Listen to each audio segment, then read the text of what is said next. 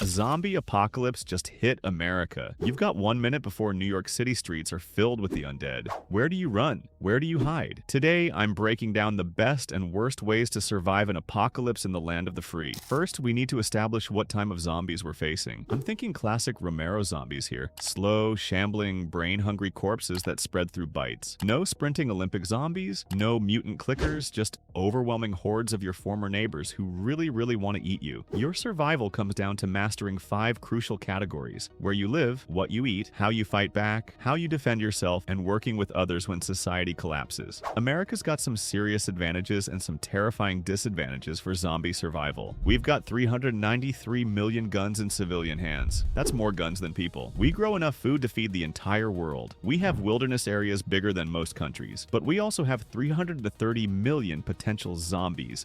Cities packed tighter than sardine cans, and a society that panic buys toilet paper during regular emergencies. Imagine what happens when dead people start walking around. Let's rapid fire through the regions first, then dive deep into our survival tier lists. Up in the Northeast, you're looking at a zombie's dream buffet. New York's got 8 million people crammed into apartments, Boston's got traffic that becomes zombie highways, and the entire I-95 corridor turns into a 500-mile death trap. Gun laws are so strict you'll be defending yourself with a butter knife. But hey, at least the winter might freeze some zombies solid. Down in the southeast, it's hot, humid, and full of people who actually know how to shoot things. Florida's got 22 million people and alligators that might eat zombies for you. Georgia's got farmland, but also Atlanta traffic. The Carolinas have mountains for hiding, but hurricanes that scatter zombies like confetti. At least everyone's armed and knows how to use it. The Midwest is flat, spread out, and full of farmers who know how to grow actual food. You can see zombie hordes coming from miles away across those cornfields. Wisconsin's got cheese caves for hiding. Minnesota's got winters that freeze zombies solid, and Iowa's got more corn than you could eat in 10 lifetimes. The downside? Winters that'll freeze you solid too. Out in the Southwest, it's hot, dry, and full of places where zombies will literally cook in the desert sun. Arizona's got retirees with nothing to lose and enough golf clubs to arm an army. New Mexico's got a desert that kills zombies through dehydration. Nevada's got Vegas, which is probably screwed, but the rest is basically empty wasteland, perfect for hiding. The West Coast has beautiful scenery, but terrible survival odds. California's got 40 million people and the strictest gun laws this side of Europe. Washington's got rain that never stops, and Seattle traffic that was already apocalyptic. Oregon's got hipsters who will try to cure zombies with essential oils. At least the mountains are pretty while you're dying. So, if we talk about the Mountain West, it has low population, high elevation, and enough guns to arm several countries. Montana's got more cattle than people. Wyoming's got more antelope than traffic lights. Colorado's got mountains zombies can't climb. This is where you want to be when things get weird. Now let's break down the survival categories that actually matter, starting with where you're going to live when the world goes to hell. Living in an apartment during a zombie apocalypse is like volunteering to be the main course at a buffet. You've got paper-thin walls, shared ventilation systems that spread zombie moans like a horror movie soundtrack, and neighbors who didn't know your name before they started trying to eat your face. American apartments have multiple entry points, windows facing busy streets, and hallways that become zombie superhighways. When the power goes out, and it will go out immediately, you're trapped in a concrete tomb with no escape routes. That emergency exit? It's blocked by 50 other residents who had the same brilliant idea. The worst part? Those big sliding glass doors that look great for morning coffee become zombie welcome mats. Ground floor units might as well have neon signs saying, "All you can eat human buffet." Suburban houses aren't much better. The American dream becomes the American nightmare real quick. Suburban houses seem safe until you realize they're surrounded by hundreds of other houses filled with hundreds of families, all turning into zombies simultaneously. Your typical suburban home has large windows, multiple entry points, and neighbors close enough to hear your midnight snacks, except now your neighbors want to make you their midnight snack. The white picket fence that kept the dog in won't keep zombies out.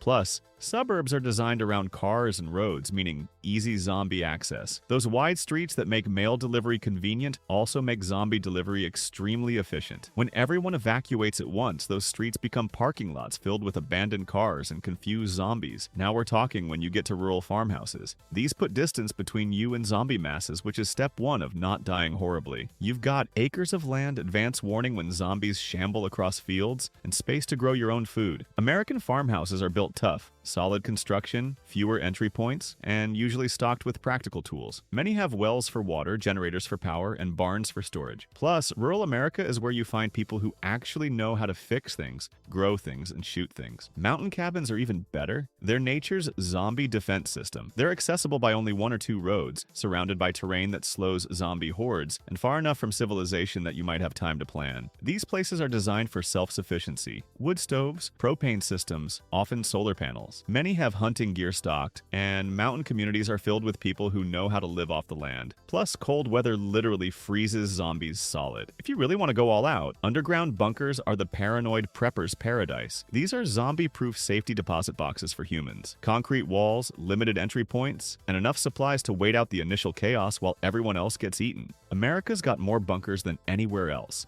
thanks to Cold War paranoia and modern prepping. These come with air filtration, communication systems, and enough canned food to survive nuclear winter, let alone zombie winter. But the absolute best living situation? Oil rigs and offshore stations are the ultimate zombie escape. Zombies can't swim, can't fly, and definitely can't operate boats. You're surrounded by an impassable moat called the ocean, with power generation, water purification, and communication systems already built in. Next up, let's talk about staying fed when grocery stores become zombie malls. McDonald's and Burger King seem convenient until you realize their entire supply chain depends on daily deliveries from zombie-infested distribution centers. Fast food places have maybe 3 days of ingredients, and it's all processed stuff requiring specific equipment. When the power goes out, those frozen fries become soggy disappointment, and the soft serve machine becomes a $10,000 paperweight. Plus, these restaurants are on busy streets with lots of foot traffic, which means lots of zombie traffic. Convenience stores like 7-Eleven seem promising because they're everywhere and have some canned goods. But convenience stores are designed for convenience,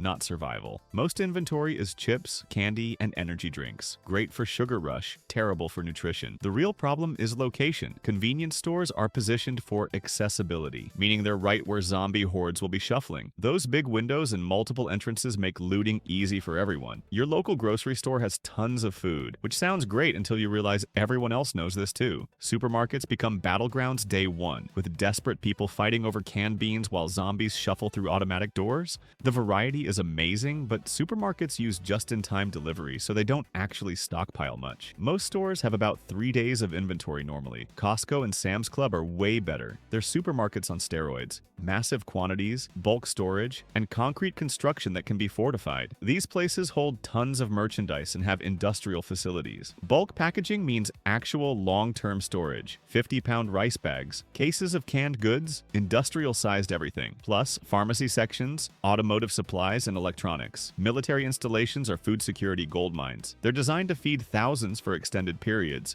with massive stockpiles and sophisticated logistics. MREs might taste like cardboard, but they'll keep you alive for years. Military bases have industrial kitchens, water purification, and enough preserved food to wait out nuclear winter. Plus, they're already fortified with communication systems.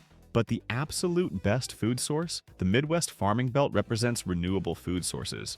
We're talking regions that feed the world, grain elevators, livestock, and people who know how to produce food from scratch. Farming areas have grain silos holding millions of bushels, processing facilities, and populations that know food production. You can plant crops, raise animals, and create sustainable systems while zombies figure out doorknobs. Now let's talk about weapons, because we're living in the most armed country on Earth. Every zombie movie has someone grabbing kitchen knives, and every movie shows why that's terrible. Kitchen knives are for cutting vegetables, not undead skulls. They're too short for safe distance, dull quickly against bone, and require getting way too close to bitey teeth. American kitchen knives aren't combat weapons. They're precision tools, not durability tools. Hit a zombie skull wrong and your blade snaps, leaving you holding a useless handle. Baseball bats are the classic American zombie weapon, and they seem perfect until you try caving in an actual skull. Wooden bats break after a few hits, aluminum bats dent and become unbalanced, and swinging requires space and energy you might not have. Bats are surprisingly ineffective against zombie skulls, which are tougher than expected. You need multiple hits for damage,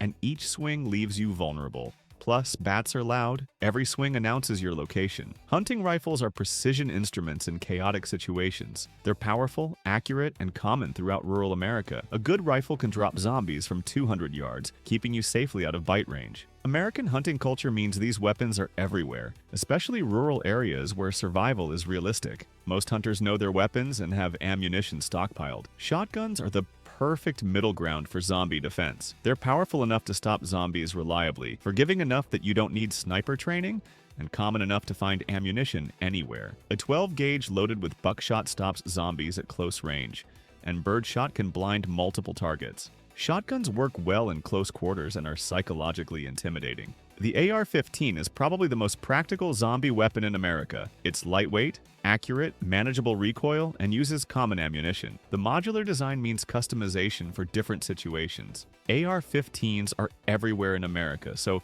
finding parts and ammunition is realistic. They're reliable, easy to maintain, and effective with minimal training. Semi-automatic capability means engaging multiple zombies quickly, but the ultimate zombie weapons don't announce your location to every zombie within 5 miles. Suppressed weapons let you eliminate threats quietly, avoiding the dinner bell effect of unsuppressed gunfire. A suppressed .22 rifle with thousands of rounds lets you eliminate zombies efficiently and quietly for extended periods. Quiet guns with common ammunition represent sustainable zombie defense. Defense is just as important as offense. Stacking furniture against doors looks good in movies, but sofas are designed for living rooms, not zombie defense. Most furniture is held together with screws, glue, and wishful thinking, not structural integrity that stops zombies. Zombies don't get tired or give up. They'll push against furniture until something gives, and that something is usually the furniture. Plus, barricades block your escape routes and sightlines. Chain link seems sturdy until you realize it's designed to keep people out,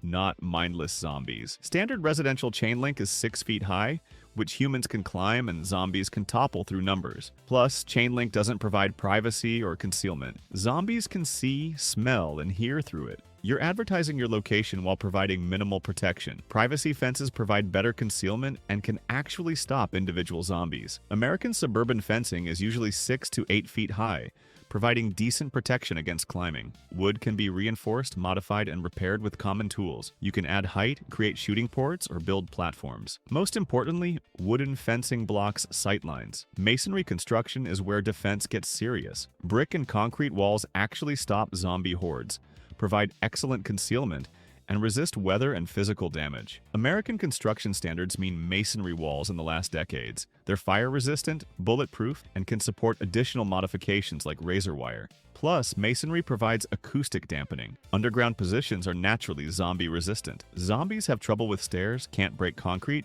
and can't organize underground assaults. Reinforced basements provide excellent protection with minimal access points. American basement construction is usually concrete, providing structural protection. You can reinforce entries, create air filtration, and stockpile supplies underground. Islands represent ultimate zombie defense because zombies can't swim, build boats, or organize naval invasions. Water creates an impassable barrier requiring zero maintenance and never running out of ammunition. American coastal areas offer numerous island opportunities. Many have structures, fresh water, and defensive positions. You control access completely. Boats are the only way on or off. Now let's get to the brutal truth about where you absolutely don't want to be when America goes zombie. California's got 40 million people, which means 40 million potential zombies. Los Angeles County alone has more people than most entire states. The gun laws are so restrictive that law-abiding citizens are practically defenseless. The geography's terrible. Mountains, deserts, and ocean limit movement. Earthquakes could trap you underground with zombies. California imports everything from food to water, so when supply chains break, the whole state becomes uninhabitable. Florida's got 22 million people crammed into a peninsula with exactly 3 land exits. When panic hits, the highways become parking lots filled with abandoned cars and confused zombies. Florida's hot and humid, meaning zombie corpses smell worse and attract scavengers. You're choosing between zombie-infested cities and alligator-infested swamps. Plus, hurricane season means dealing with flying zombie debris. But New Jersey is the zombie apocalypse champion of death traps. Population density of 1,163 people per square mile. That's 1,263 potential zombies per square mile. The entire state is one giant suburb connected by zombie highways. New Jersey has the lowest gun ownership in America at 14.7%. The state imports all its food, has limited farmland, and depends on infrastructure that stops working immediately. You can't go west without Pennsylvania's zombies, north without New York's masses, or south without Philadelphia's nightmare. Your only escape is swimming to Europe. Alright, now for the good news. Here are America's top zombie survival havens. Wyoming's got 578,759 people across 97,113 square miles. Roughly 6 people per square mile. You can see zombies coming from miles away, and there's so much space that avoidance becomes realistic. Wyoming's got 66.2% household gun ownership, more cattle than people, and winters that freeze zombies solid. The state's full of ranchers who know how to live off land and handle wildlife, skills that translate perfectly to zombie survival. Alaska's population density of 1.3 people per square mile means zombies are spread impossibly thin. The cold literally freezes zombies solid. Try biting when your jaw muscles are frozen. Alaskans already live like the apocalypse happened. They hunt, fish, generate power, and stockpile for months-long winters. Most communities are accessible only by plane or boat, meaning zombie hordes can't wander in. Alright, before I reveal the #1 zombie survival state, let me put up the map one more time so you can see if you guessed correctly. 3, 2, 1. Montana wins by a landslide. 1.1 million people across 147,040 square miles. That's 7 people per square mile. The state's bigger than Germany, but has fewer people than some American cities. Montana leads gun ownership at 66.3% of households with serious firepower. The state's full of veterans, ranchers, and outdoors enthusiasts who already know survival skills. Most communities are self-sufficient by necessity. The geography's perfect. Mountains for hiding, plains for visibility, rivers for water, forests for resources. Winters freeze zombies but are manageable with knowledge. The state produces beef and wheat, making sustainable survival possible. But here's the secret. Montana communities already work together. When your nearest neighbor is 5 miles away and the hospital is 50 miles away, you learn community cooperation, the difference between surviving and thriving. If you enjoyed this video and want to see the 7 levels of zombie apocalypse, click it now.